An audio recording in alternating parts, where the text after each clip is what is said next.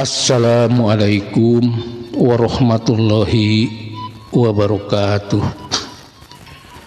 Para wargi dulur-dulur simkuring anu salawasna teu boleh mikareueus tur mikasono kana carios-carios Sunda pidangan simkuring nuju di mana we ayana. Boh anu caketna boh anu tebihna pon kitu deui anu nuju ngumbara di mancanagara. Wilujeng patepang deui sareng simkuring dina raraga ngadangukeun deui hanca carios anu katunda dinten kamari. Pamugi wae para wargi nuju aya dina kawilujengan, aya dina panangtayungan kersaning Gusti Zat Allah Rabbul Alamin. Sehat lahir, sehat batin, bari patepang sareng kabagja anu tan wates wangena, bagja lahir, bagja batin. Kalayan simkuring teu boleh ngahaturkeun mangrewu-rewu rasa nuhun ku pangrojong para wargi kana lumangsungna ieu dongeng. Buku kasatian dina ngadangukeunana, ku like-na, ku subscribe-na, oge ku komentarna. Pamugi ngajantenkeun cukang lantaran kanggo hirup-huripna sastra sareng kebudayaan Sunda. Atuh kasayan para wargi mugia ngadongkapkeun kamuliaan kanggo para wargi. Hatur nuhun. Dina waktos ieu teh simkuring masih neraskeun hanca carios anu judulna Jawara Tatar Galuh bagian ke-12. Kalian dina bagian ke-11 nu parantos dipidangkeun nuju nyarioskeun Nawangsihnya tokoh anyar Jawara istri Jawara Wanoja anu harita lebet ka hiji lembur, tapi di eta lemburna nuju aya karamannya, aya para garong anu amuk asor anu nyiksa ka warga bari seja nyulik para wanoja anu geulis nya geulis anu ngarorakeun. Tah harita Nawangsih teh seja bebela nya seja niat ngabasmi ka para karaman. Tak kumaha kalajenganana eta carios mangga dangukeun dina ieu episodenya ti awit dugi karengsena. Kalian pamugi wae non anu didugikeun ku pribados salawasna tiasa ngajantenkeun hiburan, tiasa ngajantenkeun pangbeberahmana. Atuh mamanawian sasireun sabeunyereunana aya guna sareng mangpaatna kanggo sakur anu ngadangukeunana. Mangga para wargi ieu carios urang kawitanan. Wilujeng ngadangukeun pun awiktu astuna masidam. Mugia salira salawasna aya dina kamuliaan.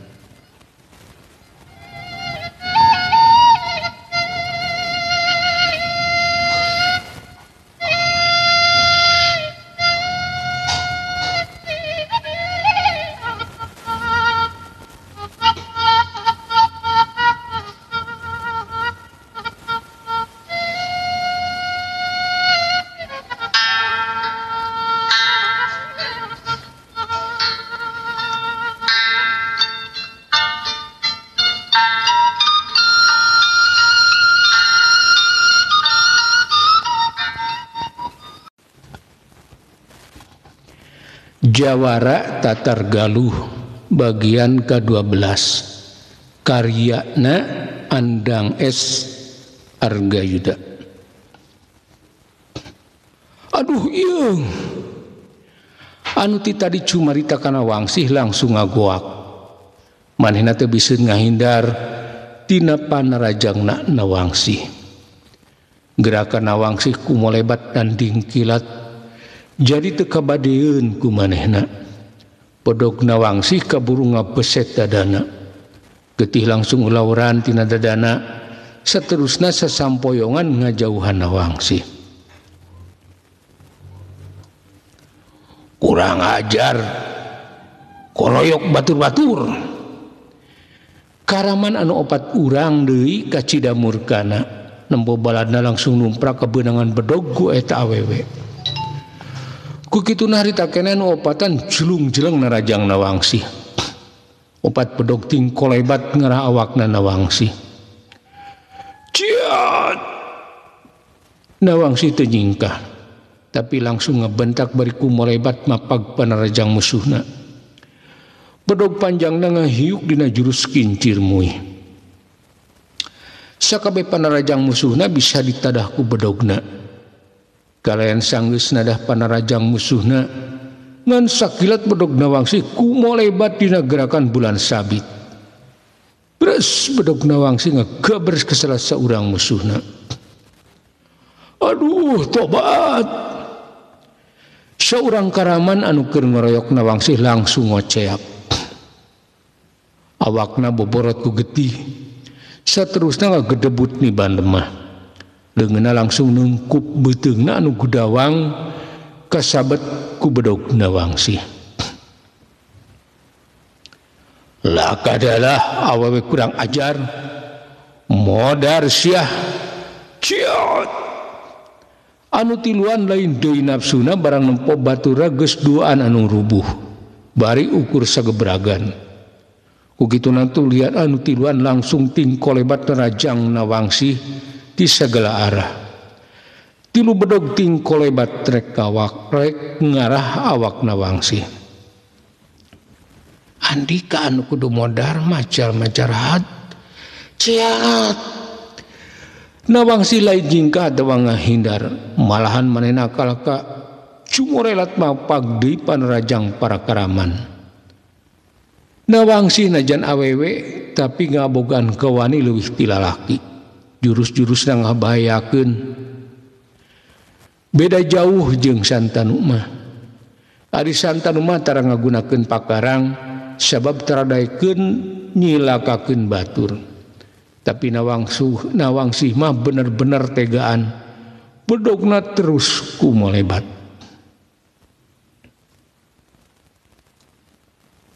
Ciat, modar siah. Seorang karaman ngabentak bari ngahembatkeun bedogna. Sebab panarajang nu tadi gagal.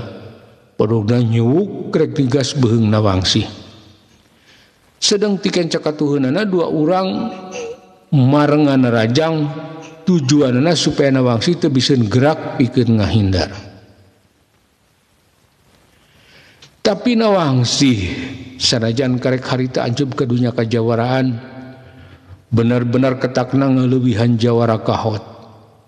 Awakna jujurelatan kade cepetna jurus-jurus pangwaris ti Nini Karwati kacida ngabahayakeunana pikeun lawana. Harita oge barang aya nu ngabentak bari nyabetkeun bedogna rek digas beheungna. Nawangsi langsung ngagajeng bari males ngabentak. Ciat. Awak Nawangsi ku molebat mapag panarajang. Leungeun kencanan ngekeuweuk sareng ka bedogna langsung dipake mapag bedog musuhna. Kalayan ngan sakilat bedog panjangna ku molebat kana sirah musuhna. Aduh, tobat. Anu rek digas beheung Nawangsi jol ngagoak tarik.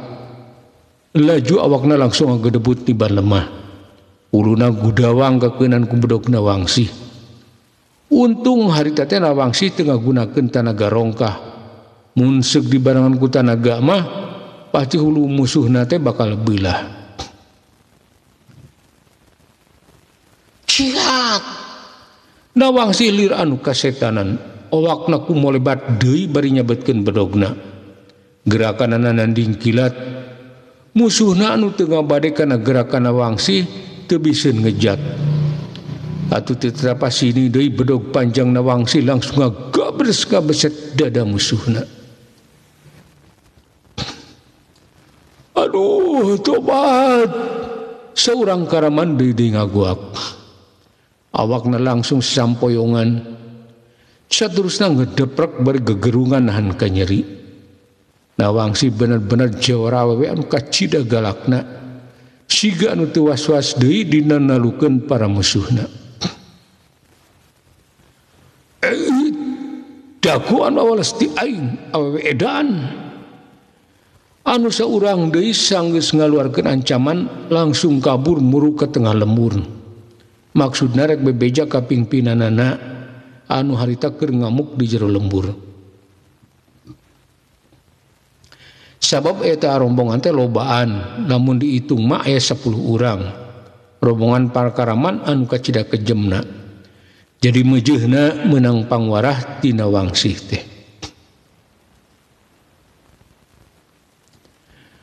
Nempo baturna kabur, para karaman anu tadina teu walakaya langsung pada kabur bari sasampoyongan. Manehna sieuna langsung dipaehan ku Wangsih. Sabab cek paranehna eta awewe teh kacida kejemna. Jadi moal bisa minta ampun kana kitu mah cek pikir maranehna. Nu matak leuwih milih kabur ngajauhan eta tempat. Nyai asa ngimpi ece mah geuning nyai teh saurang jawara. Si ece anu tadi nempokeun ketakna Wangsih asa percaya asa henteu nempo kajadian anu sakitu ahengna. Seumur hirupna oge kakara nempo kajadian sarupa kitu. Aya awewe bisa tarung bari nyelehkeun para jawara jahat. Nuju diajar keneh ece, kumaha ece sawios-wios. Wangsih nembalan si ece bari terus nyampeurkeun. Lengkah-lengkahna balik deui jadi awewe anu lungguh timpuh. Teu siga tadi waktu keur tarung jeung para karaman. Tangtungan Wangsih robah ujub jadi matak pikasieun sabab kacida galakna. Ece mah teu kunanaon, mung reuwas wungkul ningali nyai dikeroyok ku jalma-jalma jahat. Tapi alhamdulillah geuning nyai teh aya dina kasalametan. Ilmu nyai kacida luhurna, tapi ka para karaman teh anu mangga pulia. Si ece cumaritana bari teu eureun-eureun ku mecrek sabab geuning aya awewe geulis bari lungguh timpuh bisa ngelehkeun para karaman anu jarahat. Ke dupi ece teh sajenengan. Wangsih kakara kaburueun tu manyangaran ka si ece sabab tadi mah kaburu aya para karaman. Nami ece mah Maimunah dupi nyai sahanami sareng berengkat ka mana. Si ece nyebutkeun ngaran manehna kalian terus kapapanjangan tu manyakeun Wangsih. Sabab manehna teh kacida heraneunana. Sabab ieu wanoja teh pasti urang jauh. Maimunah yakin Wangsih teh pasti anu keur ngalalana. Engke wae ceung ngadongengna ayeuna mah urang langsung kalebet tembur we. Memeh para karaman datang deui mending disuruh ke lembur urang warah sakabehna tuman geus laku jahat ke masyarakat. Wangsih langsung ngajak Maimunah sangkan asup ka jero lembur sabab ngadongengkeun manehna mah bisa engke ari geus nyalse. Leuwih penting nyalametkeun warga tina pangarogahalana para karaman sabab bisi elat manten. Kitu cek aya nu dina pikirna Wangsih.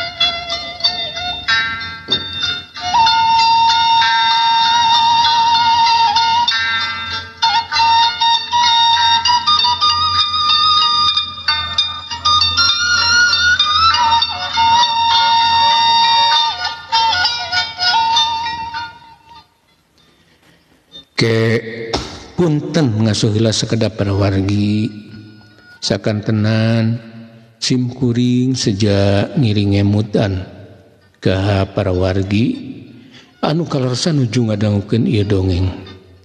Bilih YouTube nanti acan di subscribe, punten di subscribe heula nya. Oge tong hilap like-na sareng komentarna. Teu esane supados dimana sim kuring medar di lalakon enggal dina karajenganana tiasa langsung nembongan dina YouTube para wargi. Hatur nuhun kana sadaya kana sagala perhatosanana. Mangga urang lajengkeun.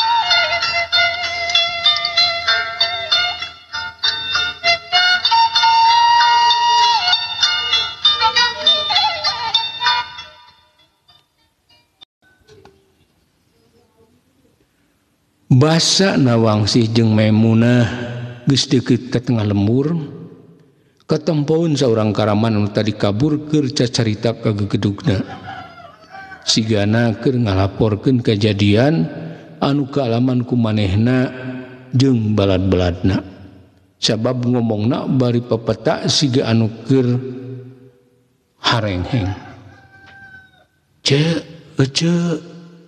Ece mah nyumput we lah di dieu cicing tong waka kaluarnya tina panyumputan pamit can katingali aman mah keun abdi seja ngajorag para karaman.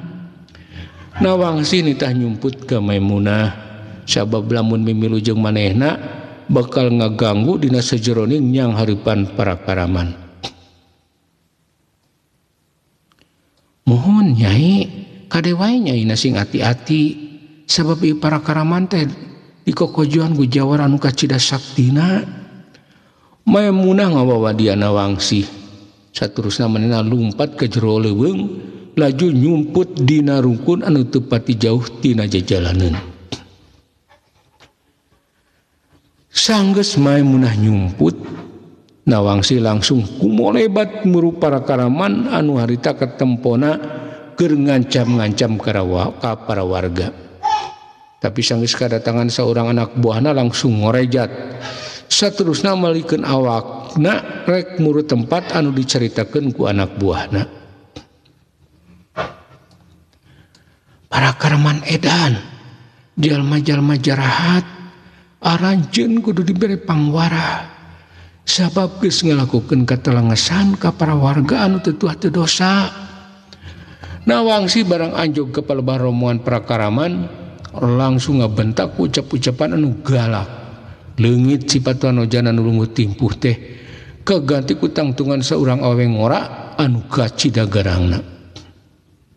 Katua tah awewe nu ieu anu dicaritakeun teh saurang karaman anu tadi ngoroyok Nawangsih cumarita ka gegedugna bari manehna mah milih mundur ka tukangeun gegedugna sabab masih ngarasa reuas jeung sieun ku Nawangsih. Awewe anu nyata-nyata leuwih galak batan maranehna.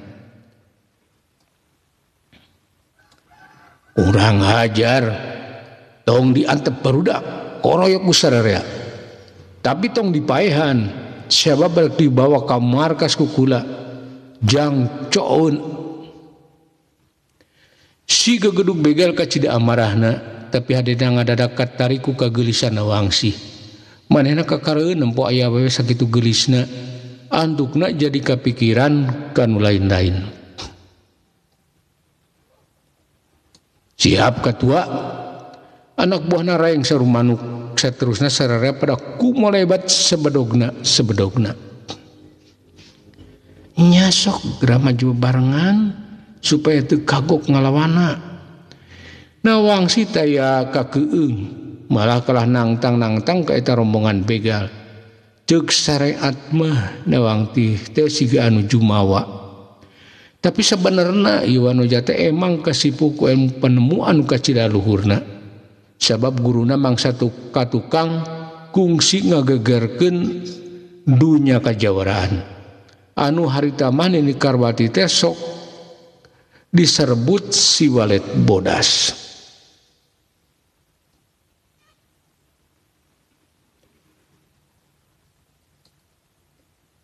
Urang ajar awe belegung.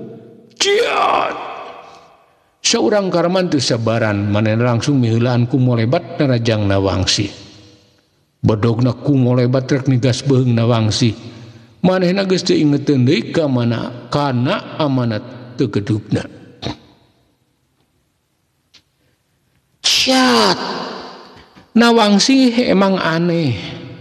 Menang panarajang teh lain ngahindar, tapi dina gerakan leuwih cepet batan musuhna, awakna ku molebat bari nyabut bedog panjangna. Saterusna bedogna miheulaan musuhna, langsung ngagebres kana dada musuhna anu keur kumalayang keneh.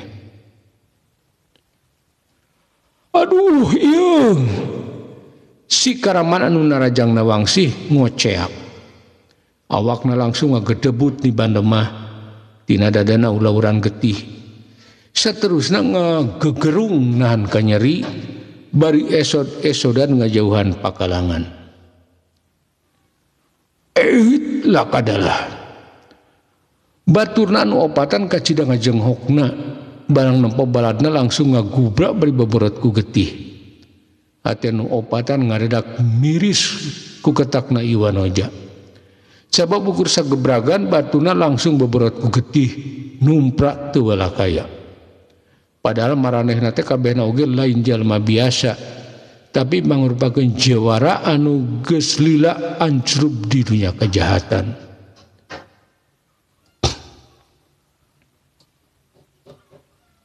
Urang ajar, podaran we barudak. Antukna si gedug Karaman teh nitah nandasa Nawangsi. Padahal satadina mah rek ditewak hirup-hirup sabab kacida geurisna. Jadi ceuk pikirna merenah lamun dipake muaskeun nafsuna teh. Ciat. Anu opatan ting korejat kagareuwahkeun ku parentah gegedugna. Atuh harika kene opatana langsung narajang bebarengan. Bedog-bedog panjang ting kolebat muru awak Nawangsi. Lir anu ngahaja ditarajang ti unggal juru supaya Nawangsi teu biseun gerak anu laluasa.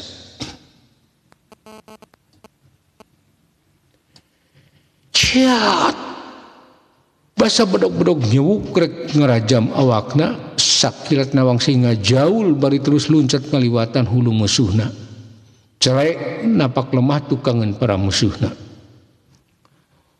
Urang ajar anu opatan nyamos, malahan hampir we bedogna brus-brus ka pada baturna. Untungna maranehna teh lain jalma biasa, jadi bisa nahan kana gerakan bedogna. Saterusna langsung malik ke pelebah Nawangsi. Maksudna mah rek neruskeun panarajangna.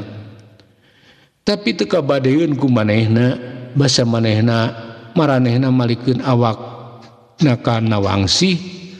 Sakilat Nawangsi ku molebat bari nyabetkeun bedogna. Ciat. Nawangsi ngabentak. Bedogna ku molebat kaceret cepetna. Kalayan salah seorang anu pangdeukeutna ka Nawangsi langsung ngajerit maratan langit. Awakna langsung sasampoyongan, saterusna ngagedeblug di ban lemah, beuteungna baloboran ku getih.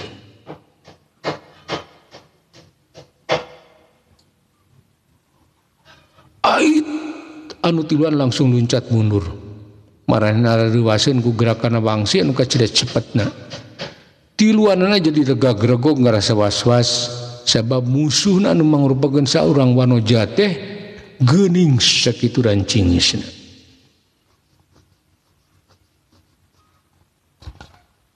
Mantang regag-regog barudak kawas lain jawara wae. Piraku rek eleh ku awewe sok raponan deui nepi ka paehna. Si gegedug Karaman lain deui amarahna barang nempo anak buahna kalah ting raregog siga anu sieunun. ciot anu tiluan ajan waswas telang tapi langsung pada tingkolebat narajang deui kana Wangsi. Bodogna tingkolebat rek nyacag awakna Wangsi. Tapi lantaran geus sieun ti samemehna gerakanna pikeun Wangsi mah kacida nguntungkeunana. Ciat na Wangsi menang panarajang titiluan langsung awakna kumolebat. Bodogna jumrelat dina gerakan kincir mui. Belentrang, belentrang, belentrang. Tilu bedog teh kabeh katagis ku bodogna. Kalian sanggeus kitu suku katuhna kumolebat. Aduh. Salah seorang karaman ngaguak tarik. Laju pepoyong kodan nahan kanyeri anu pohara. Horeng eta seorang karaman teh kabeunangan kanjutna ku tajonganna Wangsi. Saterusna si karaman teh ngudupung bari gegerungan teu sanggupeun deui narajangna Wangsi.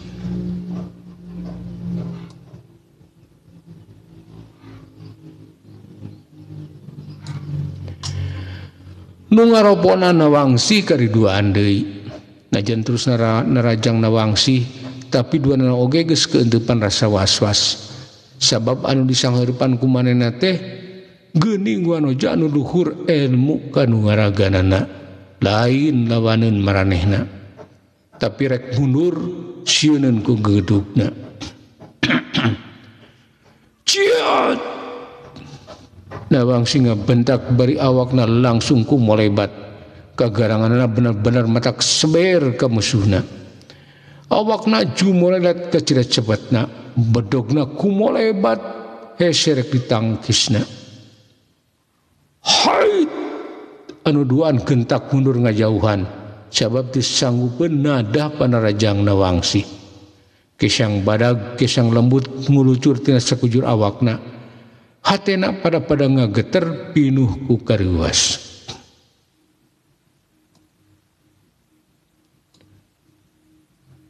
Nah make mundur garong-garong edan.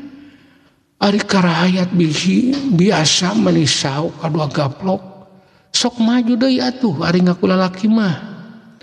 Nah Wangsi mah panasan duaan sababatan ngalawan kalah mundur ngajauhan. Kurang ajar. Ciot anu duaan sanajan bari marah-mir sieun antukna kapancing ngamarahna. Duanana kumolebat narajangna Wangsi. Pedogna nyewuk teu puguh arah. Ciat eta kaayaan dimangpaatkeun ku manehna Wangsi. Manehna langsung ngagajel mapag anu duaan.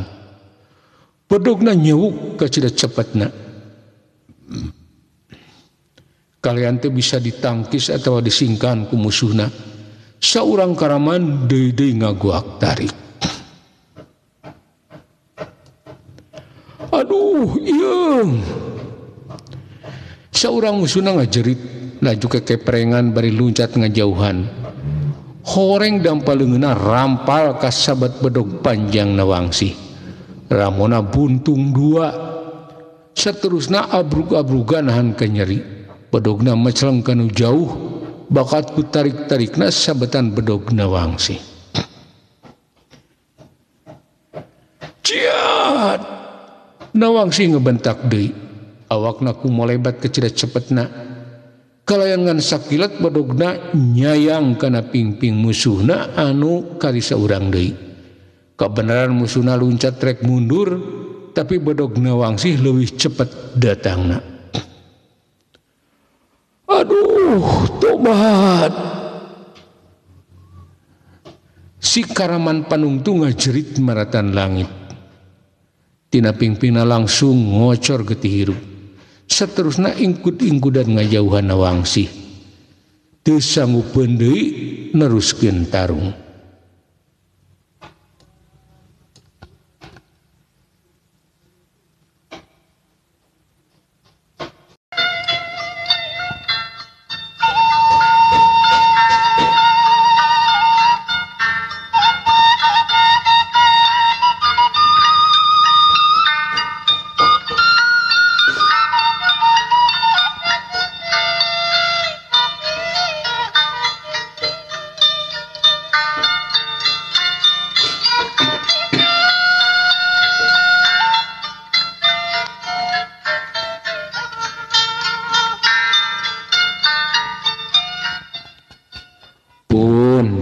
margi rupina ceres nyambung anu judulna Jawara Tatar Galuh bagian ke 12 dicekapkeun mung dugi ka dieu enjing atanepi pageto manawi urang di parang umur nu panjang tiasa ditepangkeun deui dina kalajengan ieu carios bobor sapanon carang sapakan mugia para wargi agung cukup lumur jembar pangampura kersang hapunten kana sanes kanten kaluputan kalepatan sim kuring dina anggoni ngadugikeun ieu carios bilih kirang nyugemakeun atanapi seueur lepatna hapunten anu kasuhun. Wassalamualaikum warahmatullahi wabarakatuh.